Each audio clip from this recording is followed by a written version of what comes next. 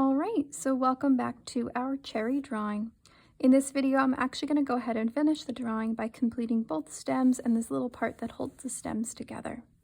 I'm going to be focusing on making my stems look three-dimensional. Right now, both stems and that little top part are just flat areas of color. If I hide them, you can see underneath I have my reference photo, and you can see the stems are different colors just like they are here in my flat areas of color, but they are cylinders, and you can remember from our conversation about cylinders that we will have a shadow and a highlight on them. If we look at each one individually, let's look at this one first. You're going to see that shadow there is very apparent, right? And then if we look around, we can see bits of highlight. Look at that beautiful yellow and that white that's coming through. So those are some of the colors that I'm going to be sourcing. If we come over to this one, it's even brighter right here on that highlight, and the shadow is really skinny on that side just from how the light was falling on it. I would encourage you to look at your reference photo very critically before you start anything and really just spend some quality time getting to know your picture. The more you look, the more you're going to see, and you can only benefit from that. If I zoom into this top bit, I just chose an average color that I was seeing here. You can sort of see it in some places, but I'm really going to have to develop some of these colors and textures. I'm not going to go crazy. I'm not going to try and get every single texture here. I'm just going to try to capture some of the shapes and the colors. So before we start, let's just color pick a little bit so we can have that conversation. I have this really deep dark shadow, which is black, but if I click on it, you can see it's part of that purple family. And do you see that little bits of purple here? Right, like right there. Look at that purple color. Isn't that beautiful? So I can identify these colors because I've spent years and years, well, first of all, I've got the color picker, but I've spent years and years developing my color eye, right? And really being able to see those colors within. And I can say, oh, there's pink, there's purple, that sort of thing. This might be a little bit harder for you, but with practice and observation, you can develop those skills as well. Okay, so I just wanted to show you some of these colors that are hiding in here, and you'll see me use them and source them as we go. All right, so I'm going to go ahead and get started, and yeah, I'll speed it up so you can see. I'm going to be using the color builder primarily, maybe a little bit of the airbrush. We haven't really talked about that too much, but especially the smudge pen or the tortillon. All right, I'm going to start with that color builder, and we'll start with our stems.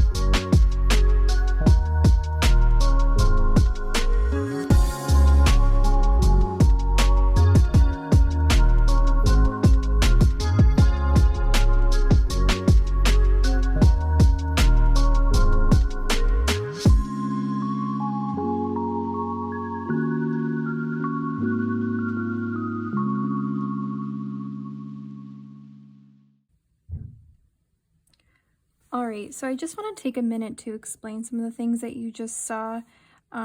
So at this point, I feel pretty good about my stems. As you know, if I turn this back on, if I click back and forth, you can see differences, right? You could see them in my cherries as well. I'm not trying to go nuts and be like super perfect, right? I'm making art and I'm using a reference, but I don't have to make it perfect. If I turn off that photo, like this looks beautiful, right? So don't freak out and be like, it's not exactly the right size. It's okay. Now, some things that you saw me do, which I want to just point out to you, is that I did adjust my stems a little bit. I drew them in, but they were a little shaky. I can see that they're a little shaky here still. I should have done that before I started shading, but I wanted to adjust my stems. Now, how was I doing that, right? You saw me come in with the eraser. I think it was the hard eraser here. And I tried to like just smooth out some of my lines. I want you to notice and remember that our layers should be locked, but I had to unlock the layer in order to make that adjustment. So my layer is unlocked now, and I can come in and I can take a whole chunk out. I'm not going to do that, obviously, but if my layer is locked, I can't do that, and it's going to tell me, nope, you can't do that, right? So you always have to unlock that layer. So if some point you're like, oh, I want to clean up the outsides of my cherries, I'm going to do that in a little bit.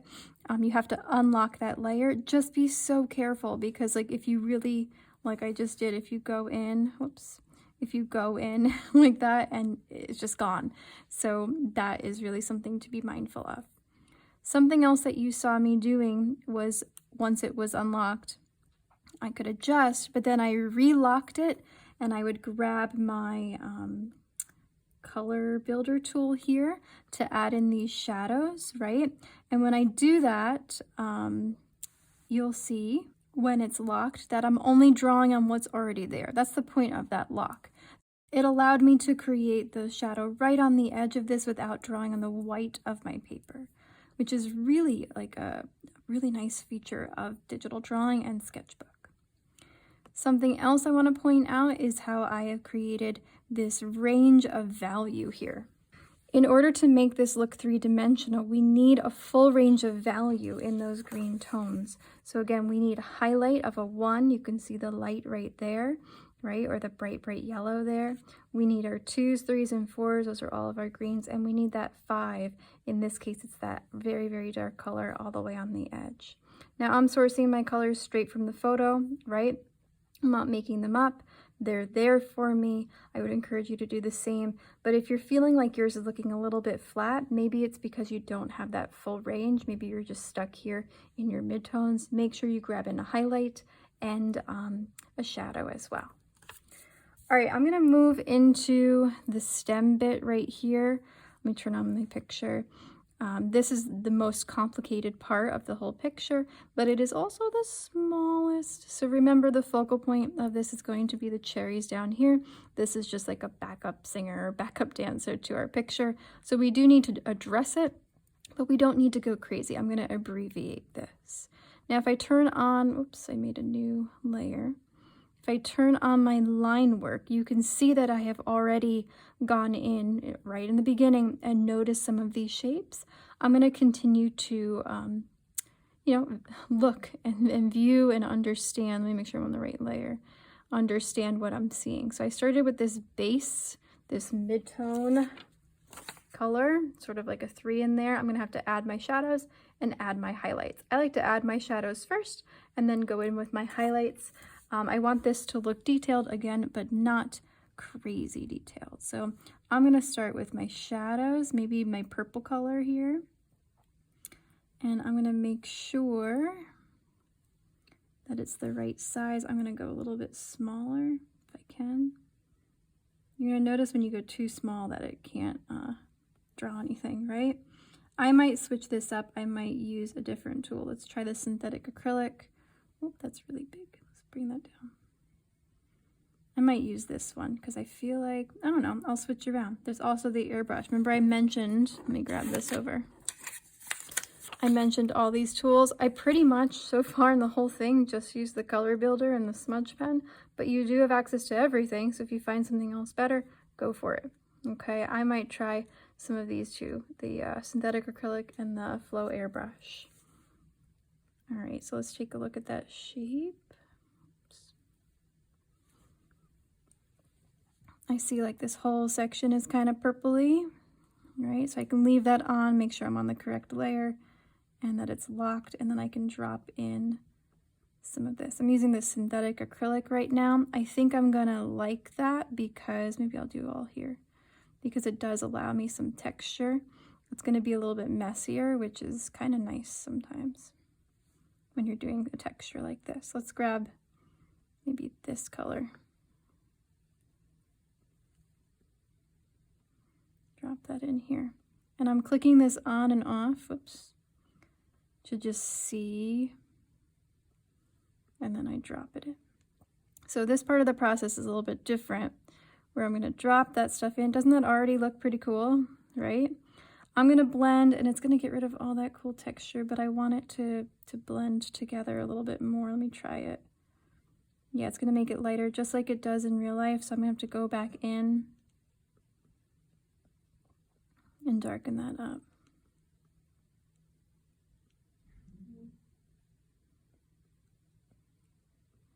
But already, that looks more interesting than it did before. All right, let's grab this really dark color. And maybe I'll use that same tool. Maybe I'll switch it up to get that sort of outside edge. Make sure I'm on the correct layer.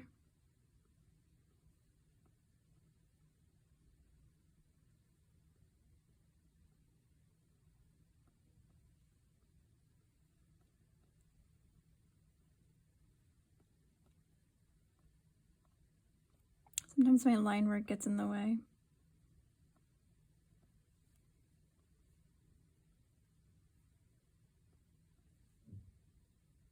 And see, my shape's a little different here, right? This is more narrow. I can fix that if I want to, if I'm happy with this.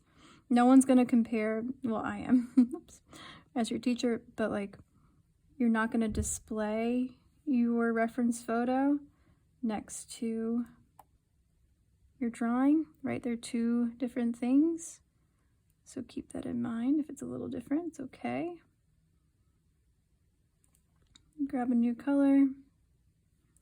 Remember, I'm using a different brush. I'm using the synthetic acrylic brush because it has more texture to it. If I open up this one, if I make this like, whoops, unlock it. Do you see that texture is a little bit different? If I make this a lot bigger, you can see has some texture. It kind of looks like canvas underneath it, which is nice.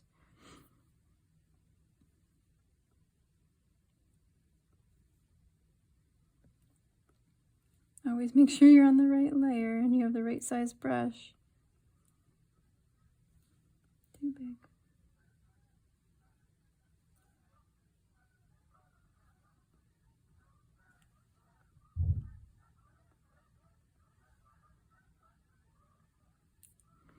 And zoom out. See how that's already looking three-dimensional? We so far have, if I look at this, we have a 5, we have a 4, we have the 3. So we're gonna have to work on our 2s and 1s to gather in some of those highlights. Where are the highlights? Oh, right in here in the spots that we really haven't talked about yet, right? Oops. So we have that yellow and green color there, right? The green and then the yellow would be that one. So as you can, well, the more you look, the more you're going to see, like we said earlier, but being able to identify value is a really important skill, and then value within color is that next level. So I'm going to start with my 2. If I go in with my 1 right now, it's not going to show up later.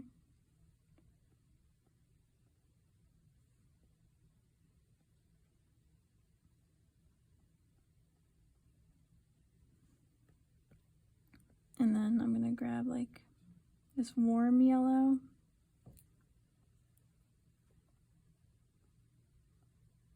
My lines will help me here sort of stay in here. So you can see that's in the next level, and then when I touch it again. Now the synthetic acrylic brush also, here's something to think about. it's like a brush where you have to go back to your palette. So every time you touch, it's going to make it darker and more intense. Let's see, I was talking. I don't know if I like, yeah, I guess it's fine. I might do that again.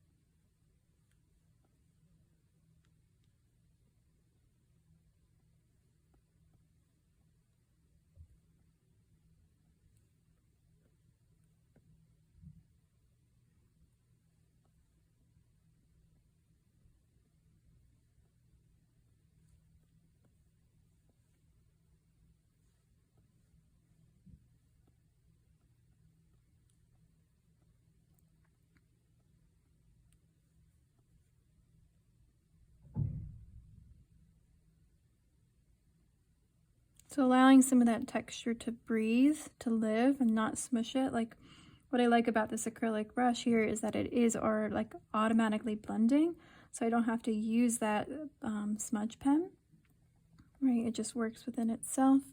Let me make sure I'm going to work right up there for a second.